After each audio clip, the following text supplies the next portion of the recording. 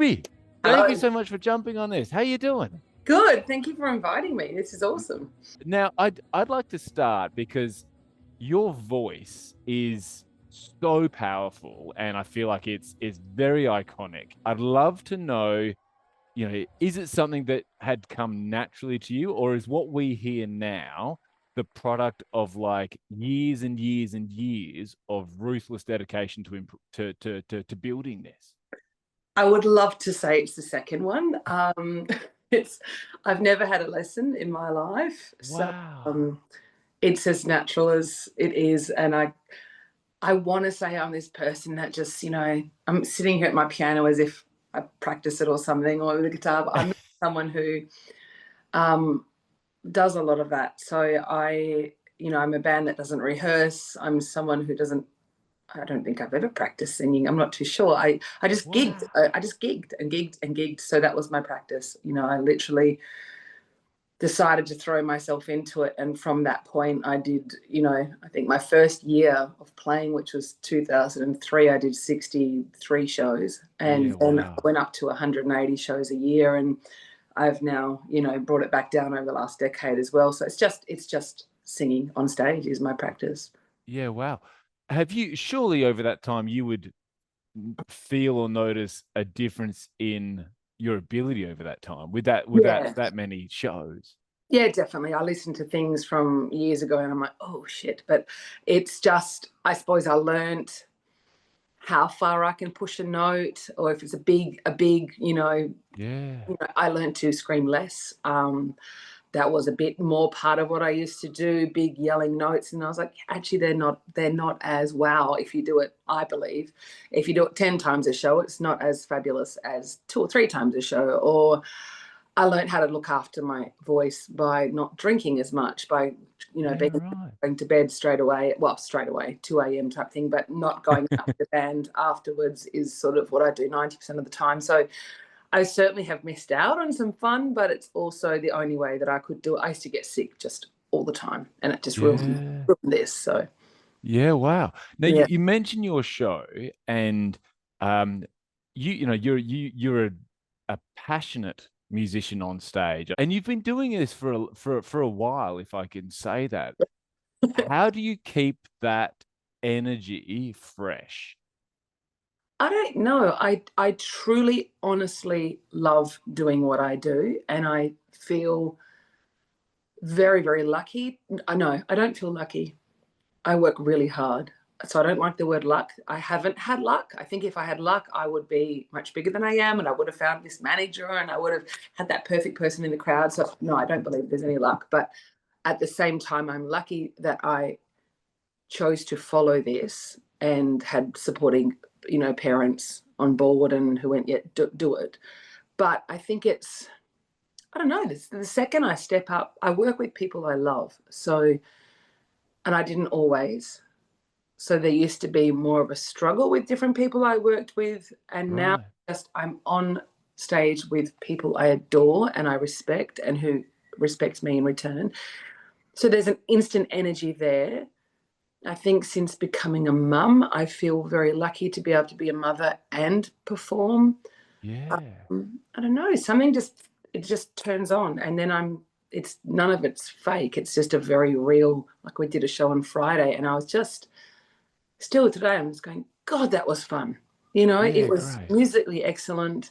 The crowd were wonderful, and I had real fun, and that's where I get my buzz. So Yeah. I don't know. People ask me that every show. How did you just do that energy out? And it's just Yeah, yeah, yeah. because I think if you're not having that, I don't think you should be on the stage. If you've lost that, I always think if I lose that and anything's forced, I don't want to be a part of that anymore.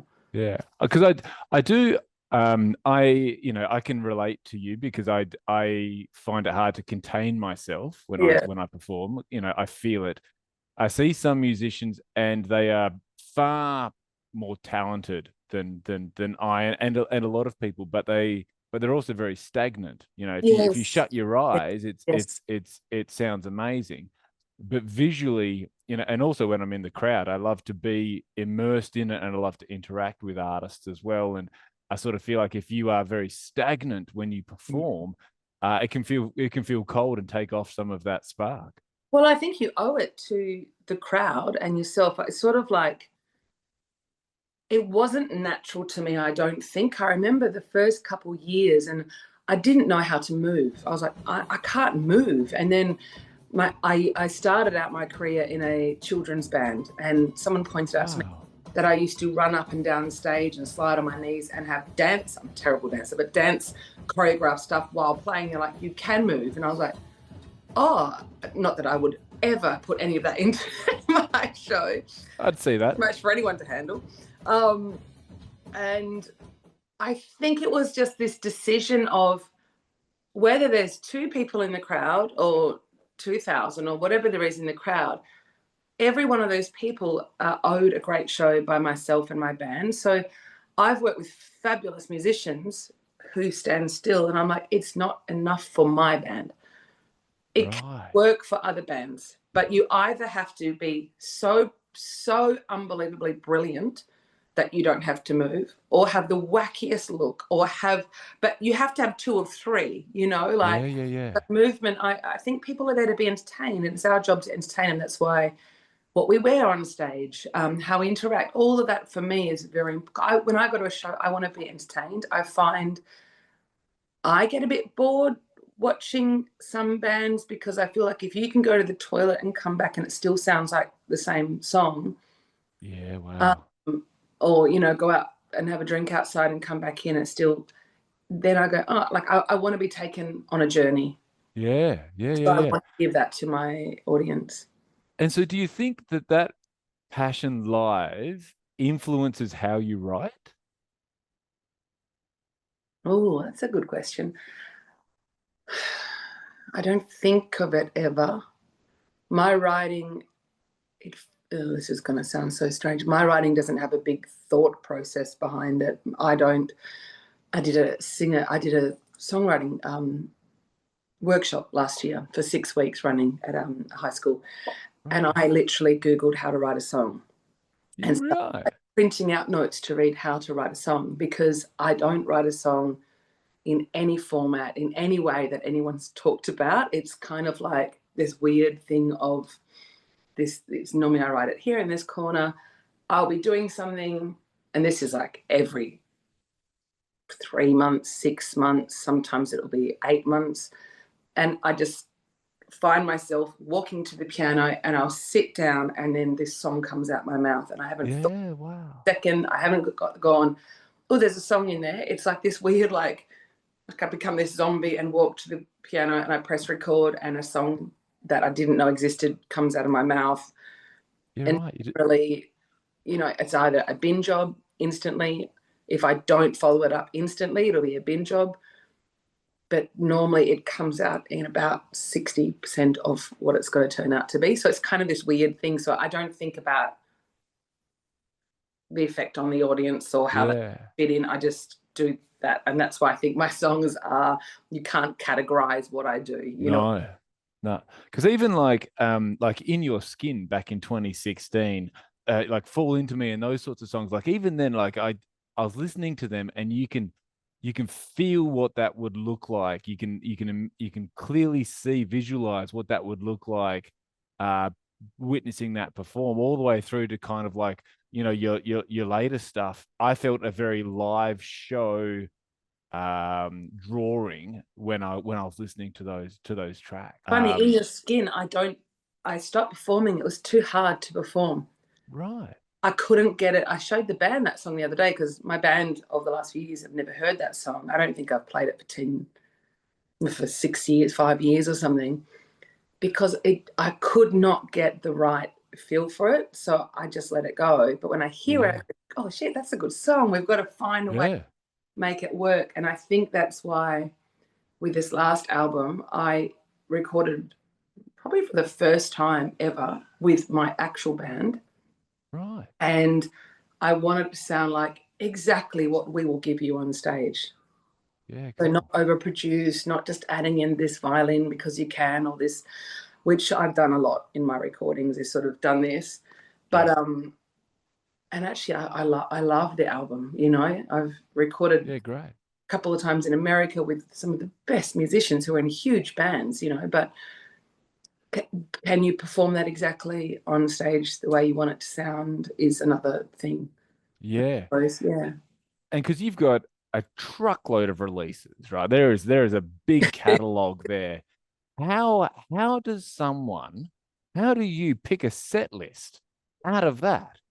Well, that's the hard one. I've got to start bringing back some old songs. You know, I've been concentrating on new album, and recently there's a few new songs as well, but people want to hear the old stuff as well.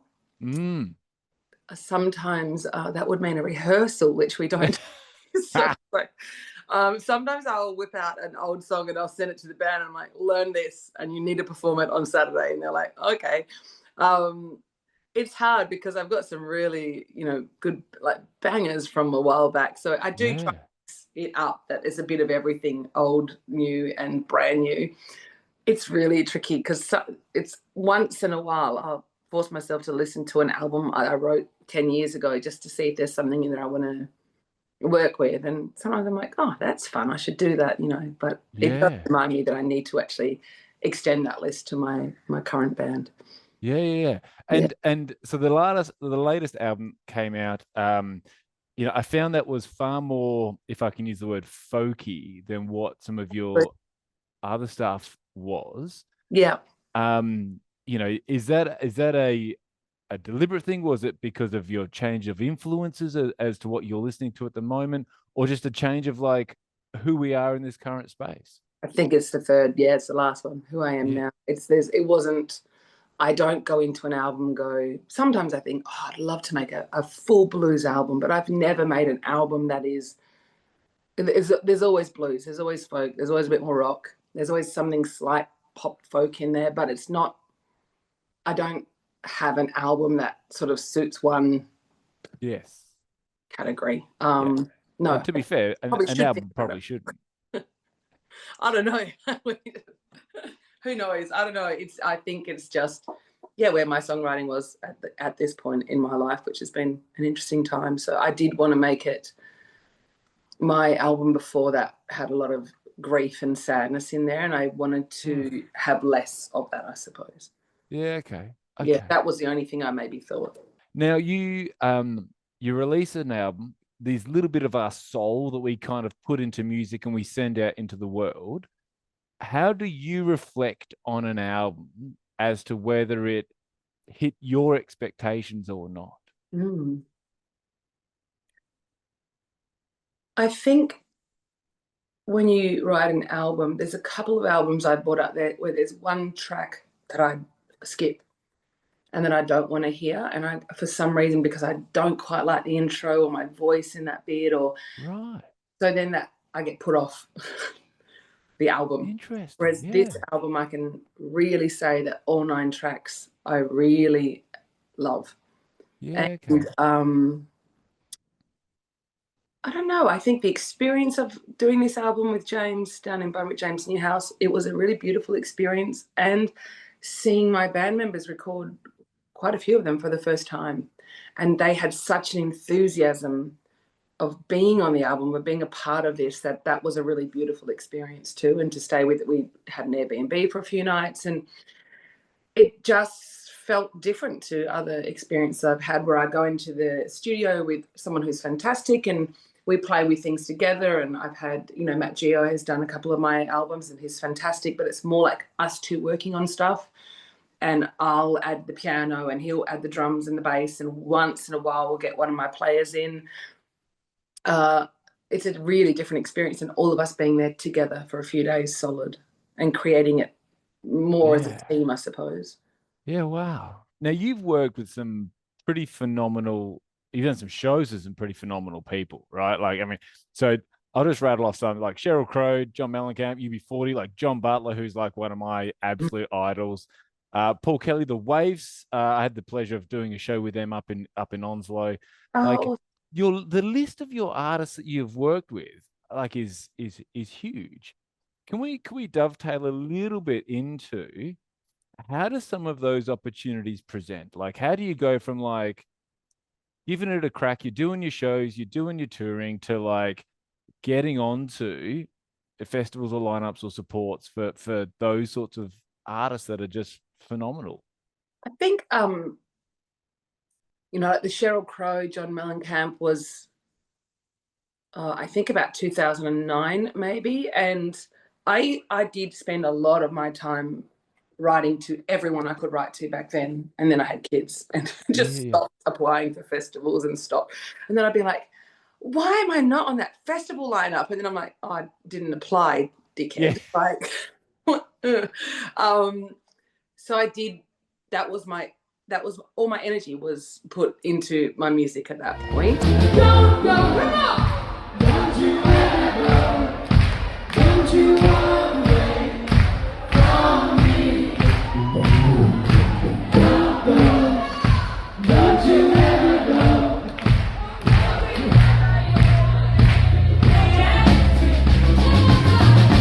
Don't go, don't you ever go? Don't you walk away from me?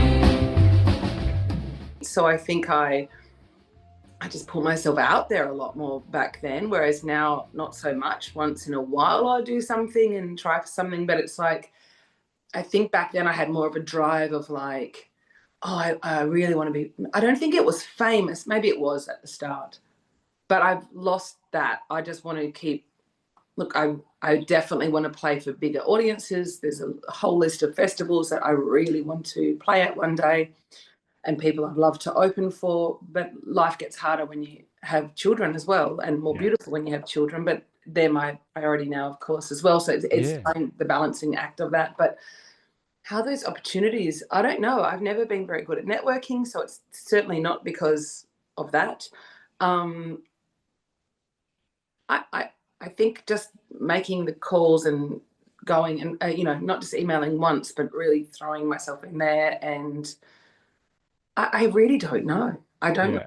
answer that. It's just putting yourself out there, and most of the time, 99.9% of the time, having a lot of rejection. Like, the rejection in this industry is so much bigger than it's just no, no, no. And you either give up, which a lot of people do, or you get a really, really thick skin. Yeah. Yesterday I got I don't like the word rejection, but of a festival that I was really hoping for in Germany that was looking like I was going to get it. And it's like, okay, like I either get really sad about this or actually have a quick understanding that there's thousands of people applying for that one festival. It's not Yeah. the most personal attack that they've written saying it's not going to work out this year. Yeah. It's just getting a thicker skin, I think. Yeah. And I love people that have that drive and understand that, like, in some ways it's kind of a numbers game. Like, if you don't send 1,000 emails, you're not going to get, like, I don't know, 50 yeses, right? And Yeah. Yeah. and it makes sense that you've had, like, your festival lists and where you tour to and things like that, like, is so impressive. It's also kind of good to hear that actually there is a pile of, like, vulnerability, putting yourself out there to all these people time and time again Oh, to yeah. get that right. and Yeah. and and I look, I agree. I think finding a way to not take those rejections, to not take them personally, Yeah. is essential, because I think It's if you, so hard. yeah, I'll never forget the phone call with the Sheryl Crow one. I'd been given the gig, so I was just absolutely, just beside myself. And then yeah, I'd flown to Melbourne for a tour. I'd taken a sleeping tablet, which is not a thing I do often, and I was really out of it. And I get a phone call from the agency saying, "We're so sorry, we've stuffed up. You can't do the opening act." And I was so drugged up on this sleeping tablet that I remember actually going, "What the?" And I started swearing and, like, not angry, but like so confused by it all. And then I burst into tears on the phone to this agency because it was so heartbreaking. yeah, And I was I went straight back to sleep and woke up, was like, was that a dream? Did I just swear in a conversation and cry? And I oh, rang back going, I am so sorry. I was on a sleeping tablet. I'm not a druggie. Rah, rah, rah. I had this yeah, weeks later, they ring back, it's your gig. And I'm like, is this a trick? What are you doing? yes, Don't play with me. And they're like, no, it's okay. It's your gig. But this roller coaster of rejection, of yes, of no, of maybe, of nearly getting supports, I was in the top 2 choices for the Ani DeFranco tour, back 15 years ago. And you want to believe it, and then you're scared to believe it, didn't get it. So it's like, but I built this whole thing up about seeing how this was going to work, and because that would have been the best tour ever. And then it's just this absolute like punch in the chest of like, oh, it's not yours. That's not going to happen. Back to playing at a small venue in Perth, So it's really, and I think it's for your ego as well. Like you can do, I never forget one time we had to really laugh about it. We were in Germany. We played this huge festival, and it went off. It went crazy. We sold more CDs than any artist ever had at this festival. Our egos were like, and suddenly we're invited to the VIP thing, and it was all this special treatment, red carpet, makeup, da-da-da. The next day we played to, I reckon, 9 people on the shittiest PA system you've ever heard in Berlin. In the world, the PA was so bad. No one gave a shit about us. We had a car accident. We got a parking fine. We all like got angry at each other, and we went from that to that so quickly, which actually was kind of good for your ego as well, because you can't float on that for too long, or you just become a version of yourself you don't want to be, a really ugly version. So it's just going with that roller coaster and somehow dealing with it. And I think, like you said, you write 1,000 emails. It's like, the reason I've played in so many places is because pre-kids, I took the risk for everything. And my first 7 international tours put me into debt 30 grand. Yeah, wow. And I knew that was going to happen. And I knew that every cent I was paying for a flight we used to travel without GPSs because I couldn't afford it. So, because every cent was putting me into debt. Yeah. And it was a thing of, I was saying to someone the other day, I had a phone call with a lovely musician who was asking about how to tour Europe. And I never forget, I did a 63-show tour in Europe, England, and Canada, America. And I'll write down every cent I made, that I made, but also that I spent, including like an ice cream or anything. Yeah. And I literally, no joke, made $63 for 63 shows. And I was so happy because totally. I lost money. And everyone's like, you made $1 a show. I'm like, yes, that is so good, because that was the turning point where finally I wasn't going into debt anymore. Sure, it wasn't, it was still just like this, but it was, it wasn't, in the red.